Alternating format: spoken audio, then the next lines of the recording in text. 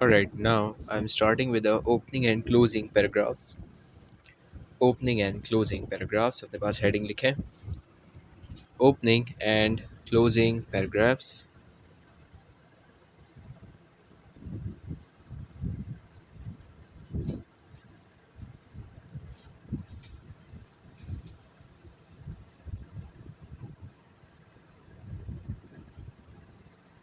Opening and closing paragraphs. Listen. हमारे पास आपके फॉर्मल लेटर में as I told you before formal letter के अंदर हमारे पास इन टोटल 8 केसेस हैं. यानी केसेस से मतलब कितने टाइप्स के आपके पास यहाँ पर आपके रेसिपिएंट्स होंगे इन अ मैनर किस किस को आपने अपने पास ये लेटर या ये ईमेल लिखनी होगी, कौन कौन होगा वो. तो अगर हम अपने पास स्पेसिफिकली सारी चीज़ें देखें तो चेक करना अपने पास starting with the case one. Starting with the case one हमारे पास इन टोटल ऐसे कितने केस होंगे, 8 केसेस होंगे. पहले सारे केसेस लिख लेते हैं, then उसके बाद फिर डिस्कशन करेंगे इस पे. Case two, then your case 3, after that your case 4. Case 4 के बाद आपके पास आता है case 5, case 6, then your case 7, and then last your case 8. Case 8 अभी छोड़ दो, वी विल डिस्कस इट इंशाल्लाह आफ्टरवर्ड्स.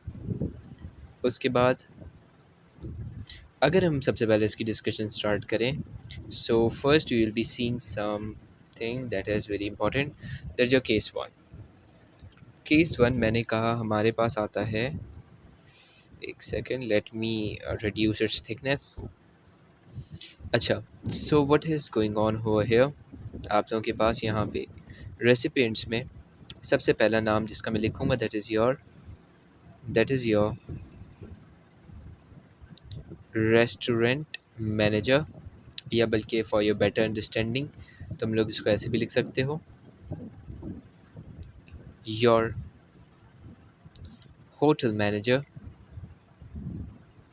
ठीक है, your hotel manager in terms of positive. यानी पॉजिटिव मतलब तुम जब अपने पास अपने होटल मैनेजर को लिख रहे होगे, so you will be like appreciating them. Like आपके पास हो सकता है वो कहे कि आपके पास जो जिस रेस्टोरेंट में आप पिछले 3 साल से जाते हैं for the dinner, for the breakfast या फिर एनीथिंग, सो वहाँ पर उनके अपने 10 years कंप्लीट हुए हैं. You have to write a appreciation letter या ईमेल. तो उसके ऊपर आपने अपने पास यहाँ पे केस 1 वो कहलाता है. क्या कहलाता है वो? केस 1 कहलाता है. ज़रा चेक करना. अगला हमारे पास जो आता है that is your case 2. That is your case 2. ज़रा केस 2 चेक करो. Case 2 is your again a hotel manager, but this time your hotel manager you are writing him negatively. अच्छा, नेगेटिव क्या मतलब? सो देखो, नेगेटिव का मतलब you are writing a complain to them. ठीक है, तुम उनको क्या लिख रहे हो? तुम उनको कंप्लेन लिख रहे हो. तुम यहाँ पे पहले अप्रिशिएट कर रहे थे. केस 2 इज़ समथिंग डिफरेंट जिसमें तुम कंप्लेन कर रहे हो. अच्छा, पैराग्राफ 1 में अभी भी तुम उनको यहाँ पे तुम उनकी वी कैन से तारीफ़ करोगे. यस, तुम ज़रूर करोगे, because it is a ethic to speak, it is a ethic to write. Apart from this, complain क्या हो सकती है? तुम्हारे पास वहाँ पे किसी ने तुमसे मिसबिहेव किया, या फिर तुम्हारा एक्सपीरियंस अच्छा नहीं था.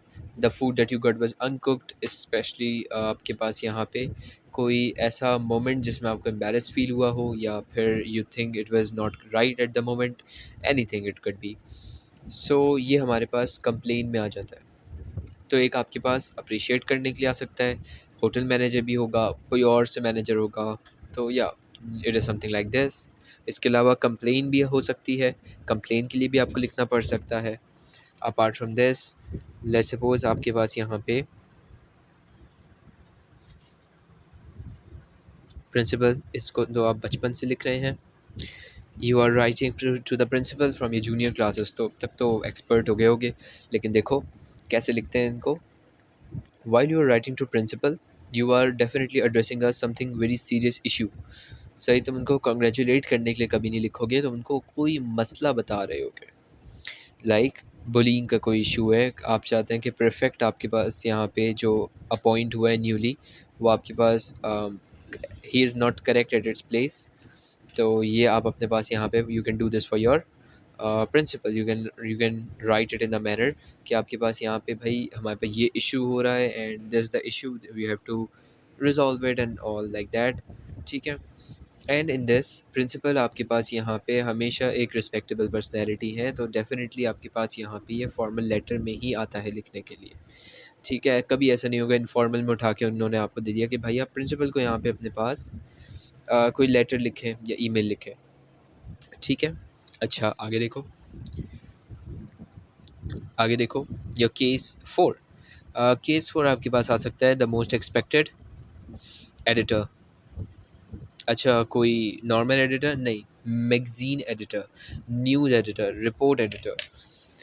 देखो तुम जब अपने पास यहाँ पे कोई न्यूज़ या कोई आर्टिकल पब्लिश कराने जाते हो न्यूज़पेपर में, तो तुम अपने पास यहाँ पे एडिटर से कांटेक्ट करते हो। So similarly, if you are writing, if you want to publish something on the newspaper, so you have to contact your editor। सही, अब वो तुम अपने पास कांटेक्ट करके उससे फॉर्मली बात करते हो about the city, whatever the issue is. Let's suppose तुम्हारे पास कोई इशू है related to the roads, related to your we can say infrastructure of your area, and तुम उनसे रिलेटेड बात करना चाह रहे हो, तो तुम अपने पास यहाँ पे केस 4 में इसके ऊपर ओवरऑल डिस्कशन कर रहे होगे। अपार्ट फ्रॉम दिस, तुम अपने पास यहाँ पे केस 5 के अंदर क्या देखते हो, केस 5 के अंदर तुम देखते हो that you have several guests and you have to invite inviting your guest. ठीक है, you are inviting your what, you are inviting your guest.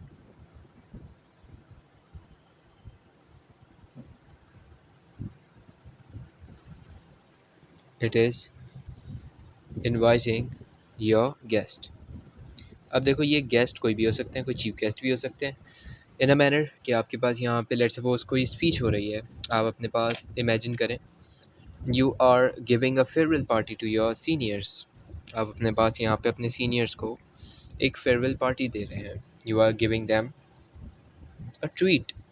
ठीक है, तो in this situation you have to invite a guest.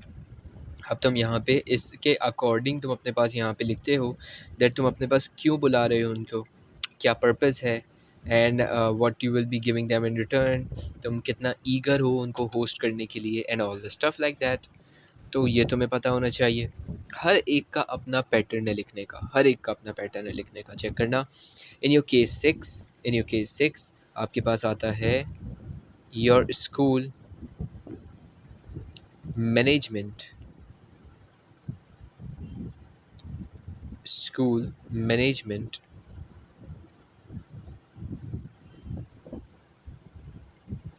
To parents.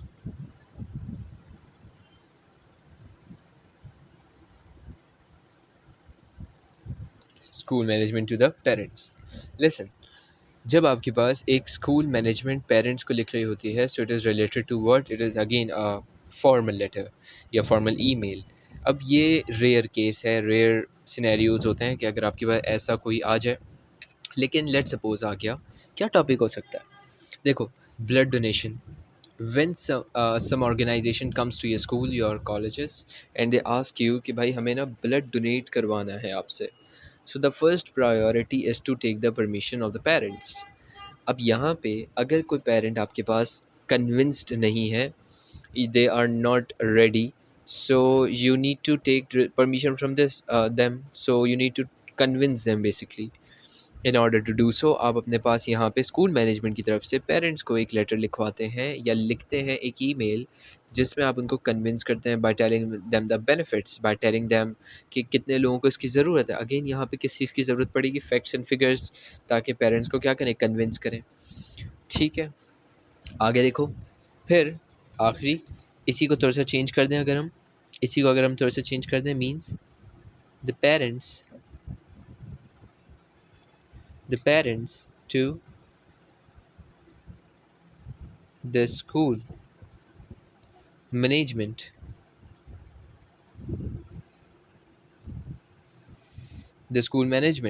अब parents क्यों school management को लिखते हैं, बहुत सारे इश्यूज़ की वजह से।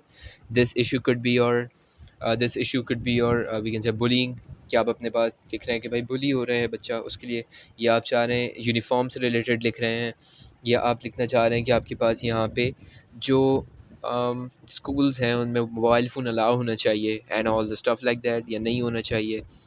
तो इस टाइप के जो आपके पास टॉपिक्स होते हैं, these are for your parents to school management case. ठीक है, ये आपके पास सारे केसेस हैं, ऑल पॉसिबल सिनेरियोज, जिस पे आपको लिखने के लिए बोला जा सकता है। एक और है case 8, that is related to your government, तो वो मैं आपके वहाँ मेंशन ज़रूर कर दूंगा। मैं आपको एक डॉक्यूमेंट सेंड करूँगा, उसमें उस डॉक्यूमेंट में आपके पास ये सारी चीज़ें प्रॉपरली हाईलाइट हुई भी होंगी।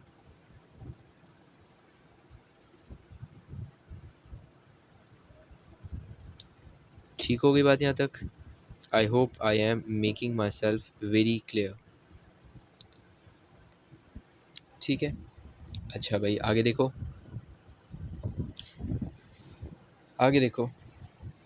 नेक्स्ट हमारे पास यहाँ पे आता है ओपनिंग पैराग्राफ। अब हम बात करने जा रहे हैं ओपनिंग पैराग्राफ पे, कि तुम्हें ये चीज़ समझनी होगी कि तुम्हारा जो ओपनिंग पैराग्राफ है,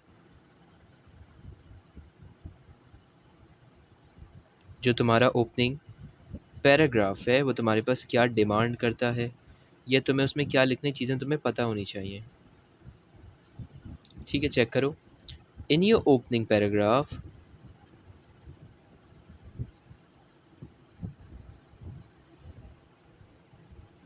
पहली चीज़, in your opening paragraph you have to state reason clearly. जिस चीज़ के लिए भी लिख रहे हो, तुम्हें उसका रीज़न प्रॉपरली लिखना है। Properly means, let's suppose you are writing, so you need to clearly state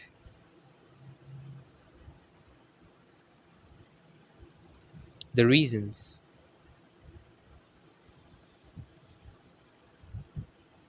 the reasons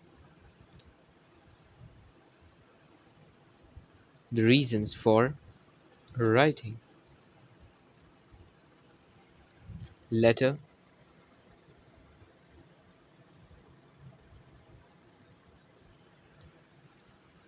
then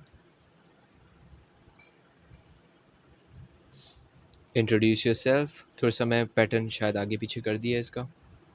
then you to introduce yourself and make sure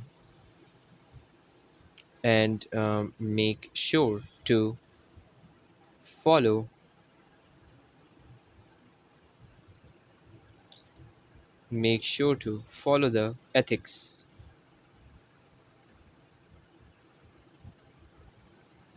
sure to follow the ethics, listen to me very carefully।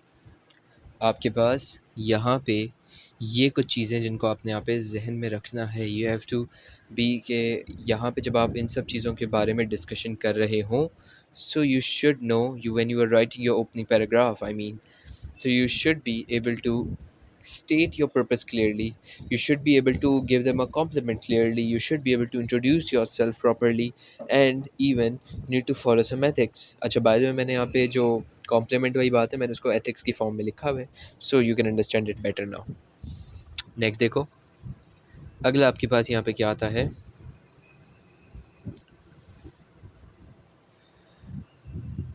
The tips Next you have what? Next you have the tips.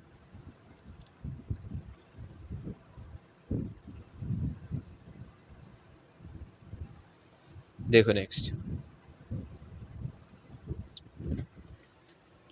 अब यहाँ पे पहली चीज, you need to be direct, कहीं इधर उधर की बातें नहीं करनी, you have to be direct. Second, second you have to be respectful, you have to be respectful. ठीक है. Then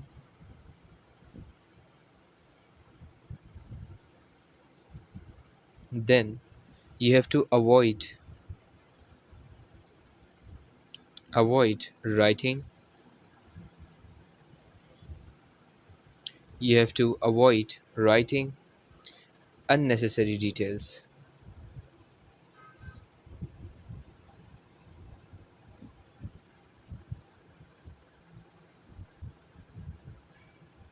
Unnecessary details.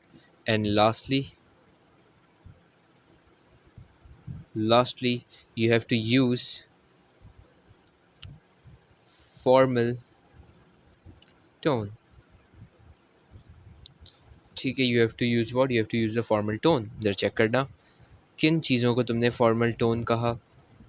Yani, basically, when I'm saying you that you have to use the formal tone means I am asking you to avoid a few things. Check करो इसको. Number one, you have to avoid two things. उनमें से क्या आ जाता है तुम्हारे पास?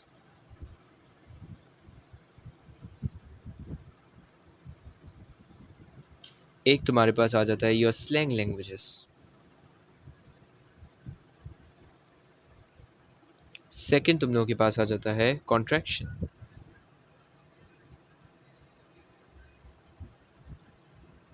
Contraction, जो check करना.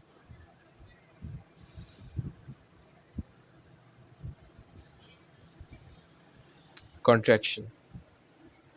ज़रा इस चीज़ को अपने पास देखो, ज़रा इस चीज़ को अपने पास देखो. ये जो तुम्हारे पास कॉन्ट्रैक्शन है, ये जो तुम्हारे पास स्लैंग है, इस पे मैं क्यों इतना एम्फसाइज कर रहा हूँ? Because it could make your write up whole ruined. And why I am saying this because, कि तुम्हारे पास यहाँ पे इसको लिखते हुए अगर तुम स्लैंग लिख देते हो, so you are not enough, you are not basically writing your informal, कि तुम अपने पास यहाँ पे स्लैंग लैंग्वेजेस यूज़ करो. Like if you are imagining, so ज़रा सुनो, तुम क्या अपने पास प्रिंसिपल को या हेड टीचर को डूड कहोगे, ब्रो कहोगे? क्या तुम उनको अपने पास लेटर में वोना का वर्ड यूज़ करोगे, या तुम अपने पास स्टफ का वर्ड यूज़ करोगे, या तुम अपने पास गाइज का वर्ड यूज़ करोगे, या तुम कॉलर का वर्ड यूज़ करोगे, एक्सेट्रा एक्सेट्रा? क्या तुम ये वर्ड यूज़ करोगे? Definitely no. अच्छा, कॉन्ट्रैक्शन का मतलब? Contraction means I am, don't, इस टाइप के वर्ड्स, शुडंट,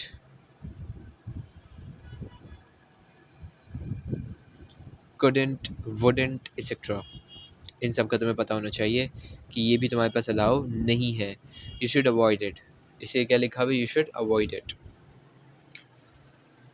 ठीक है, मुझे बताओ यहाँ तक की सारी बातें समझ आ रही हैं?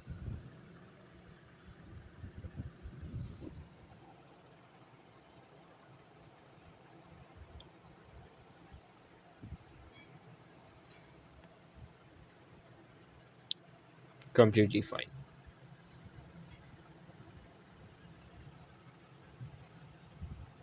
Mm-hmm. Yes, you can do this. कर सकते हो. नेक्स्ट हम बात कर रहे हैं अपने पास,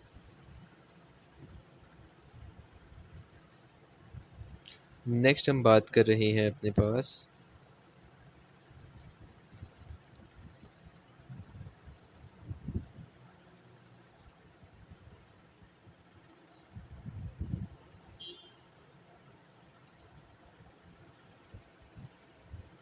closing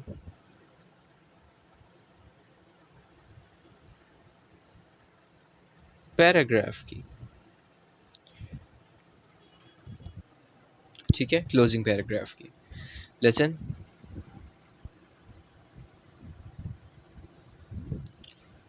now when you are writing a letter, you are writing a email, so you should end your letter politely. You should end your letter politely. You have to end your letter.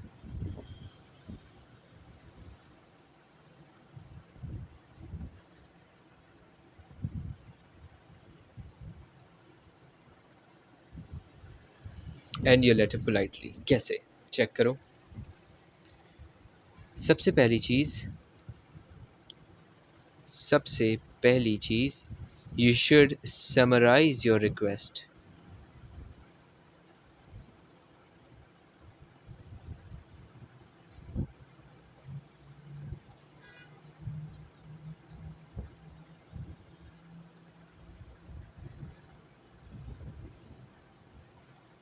You should summarize your request. Secondly,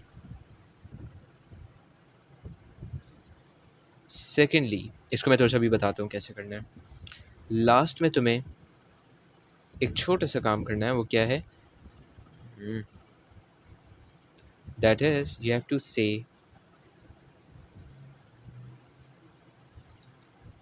say, thank you for the expected response. For the expected response.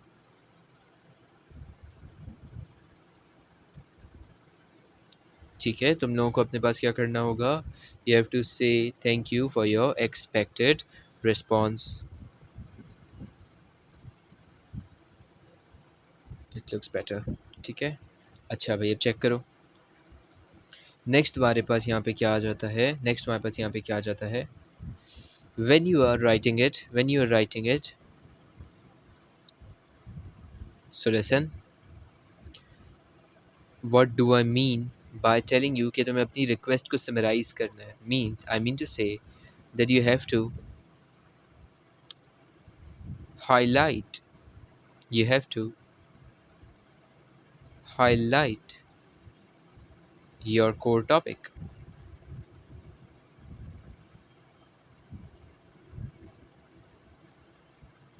You have to highlight your core topic. ठीक है, तुम्हें अपने पास अपने core topic को क्या करना होता है? हाईलाइट करना होता है। सही है, तुम्हें अपने पास अपने इस कोर टॉपिक को क्या करना होता है भाई? हाईलाइट करना होता है। बताओ यहाँ तक की बातें सबको क्लियर हैं? किसी को कोई कन्फ्यूजन? इसको नोट कर लो अपने पास।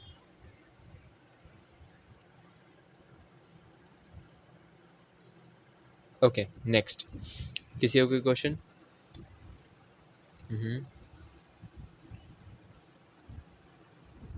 ड्राफ्ट बता देते हैं। देखो, while you are writing a draft,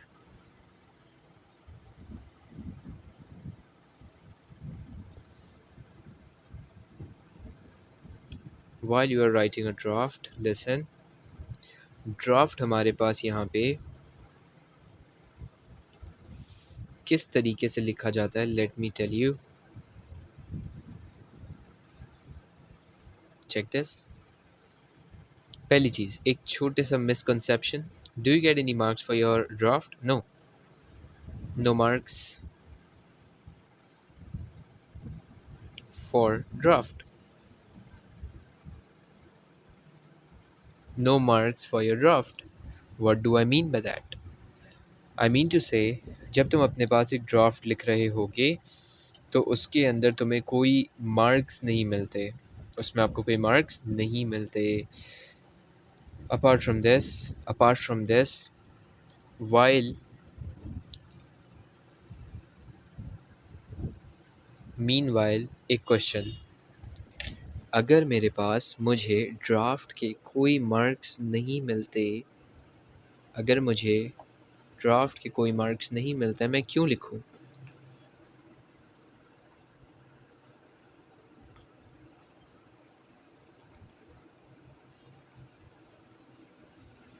valid question है। ड्राफ्ट के अगर मार्क्स नहीं है, why do I make a draft? अपनी हेल्प के लिए।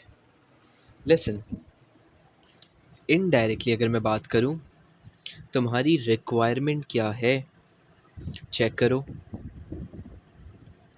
तुम्हारी रिक्वायरमेंट क्या है? ऑर्गेनाइजेशन। अगर तुम ऑर्गेनाइज करना चाह रहे हो, उसके लिए तुम्हें तीन चीज़ें करनी है। पहला, तुम्हें ट्रांजिशनल वर्ड यूज़ करना है। दूसरा, तुम्हें पैराग्राफिंग करनी है। तीसरा, तुम्हें यहाँ पे ड्राफ्ट फॉलो करना है। सॉरी, पैराग्राफिंग नहीं, आई मीन टू से फॉर्मेट फॉलो करना है। ये तुम्हारे पास ड्राफ्ट के लिए, आई मीन ऑर्गेनाइजेशन के लिए इनडायरेक्टली सारी चीज़ें तुम्हें हेल्प करती हैं। तो इन सब का कुछ ना कुछ इनडायरेक्टली हाथ होता है जिसमें तुम्हें ऑर्गेनाइजेशन के मार्क्स मिलते हैं। ठीक है, I hope I am making my self very clear. आगे चेक करो। आगे चेक करो। जब तुम लेट सपोज कोई पर्टिकुलर ड्राफ्ट लिख रहे हो, तो ये ऐसा लिखना, इसलिए इसके लिए कुछ लिख लो। ऐसा लिखो, indirectly indirectly helps in helps in organization।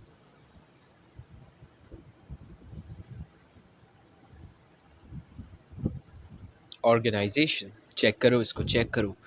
Organisation में इनडायरेक्टली तुम्हें ये हेल्प करता है। Okay,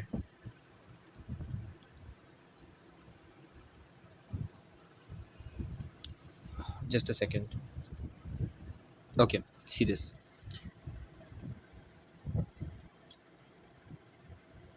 do not consume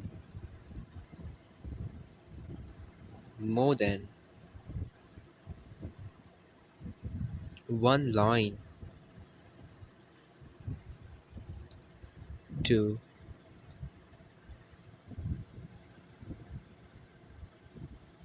write an idea।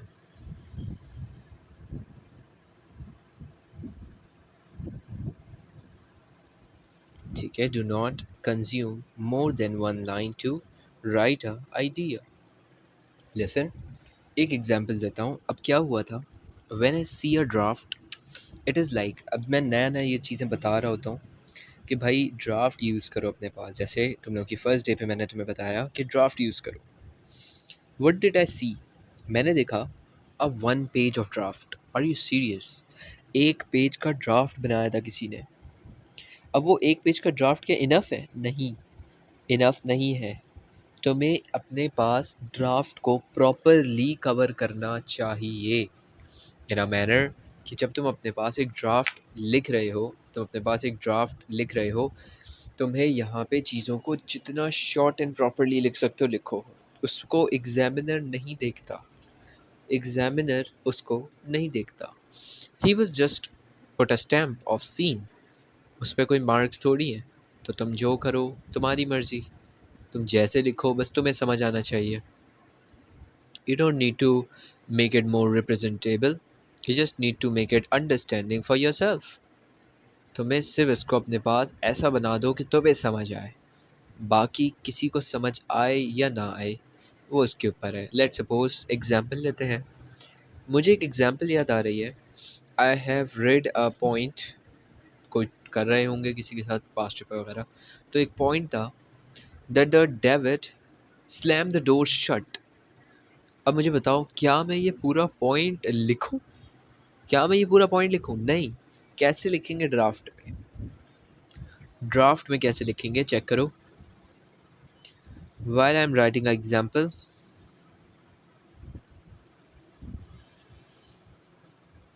Example check करो इसकी। इट विल बी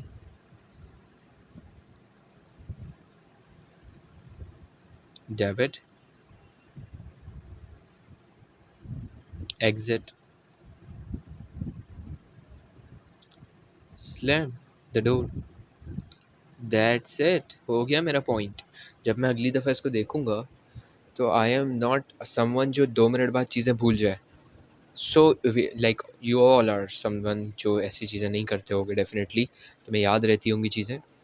तो यहाँ पे तुम्हारे पास एग्जाम्पल मैंने क्यों दी, ताकि तुम्हें ये समझ आए कि तुम्हारे पास यहाँ पे ड्राफ्ट ज़रूरी नहीं है तुम अपने पास पूरे पूरे पॉइंट्स लिखो।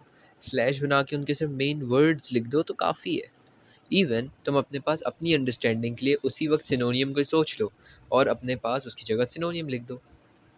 ठीक है, तो that's is again completely fine.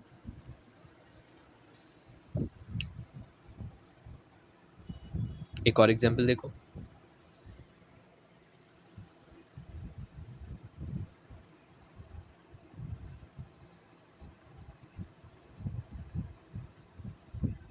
Maya forgot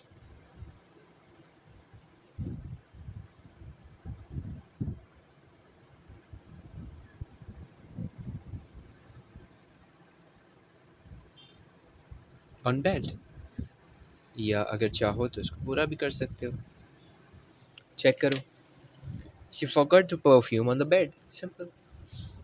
अब मैं इस पॉइंट को अगर डायरेक्ट लिखता तो पूरे एक लाइन में आता, लेकिन I try to make it short ताकि टाइम भी बचे, ड्राफ्ट भी मेरा पूरा हो जाए। ठीक है, सो मुझे आई गेस तुम्हें ये चीज़ें समझ आ गई होंगी कि किस तरीके से तुम अपने पास एक ड्राफ्ट को कंप्लीट करते हो। काम करो, अपने पास इस ड्राफ्ट को एक दफ़ा लिख लो अच्छे से, राइट इट डाउन समवेयर। ये थोड़ी सी एडिशनल चीज़ आ गई, आज मुझे ये वैसे पढ़ाना नहीं था बट चलो आ गया तो लिख लो, नोट इट डाउन समवेयर।